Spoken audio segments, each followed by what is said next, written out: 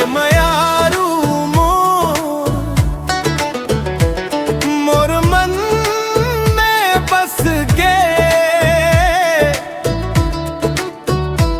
तोर नाव के धुन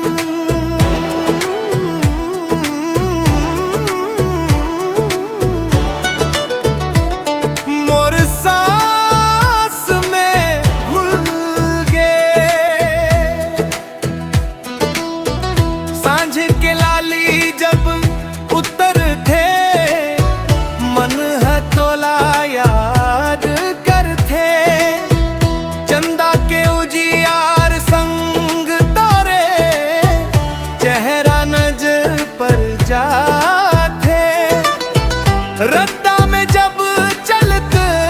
रहे तोर सुरता संग चलते दूर कहीं बंसी के तान मोर मन लतोर को खींच थे फूल के खुशबू आए जब तोर बोली याद आते तोर माया के मिठास मन के भीतर उतर थे तोर बिना मन नहीं लागे दिन घलो सुना लागे तोर एक झलक मिल जाही मनवा फूल जैसन जागे तोर हंसी के उजियार मोर मन के धिया यार मिटा थे ते जब मोर पास आवस मोर मन ही बात बता थे तोर सुरता रे मयारू मोर मन हा डूब जाथे तोर नाव के धुन हर धड़कन गावत जाथे तोर सुरता रे मयारू मया नवा रंग लाथे तोर संग चलहूँ जिंदगी भर मोर मन ही बात बता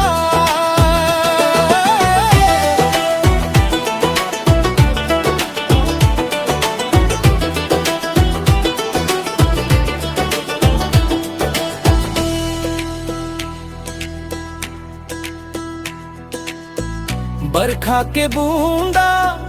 गिरे जब तोर सुरता जाथे भिंजे माटी के खुशबू संग माया के रंग महका थे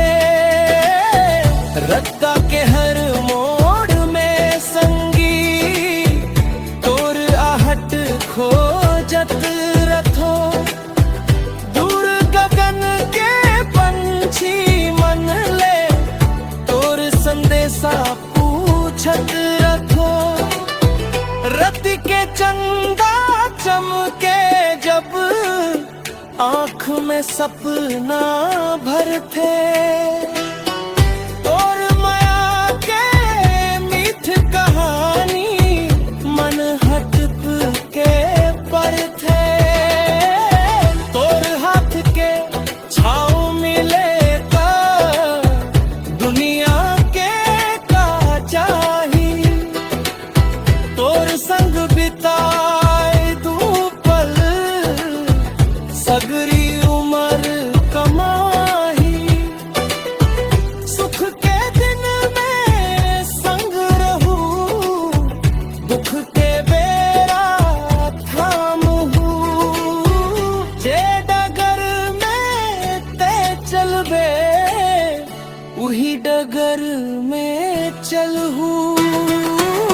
तोर सुरता रे मयारू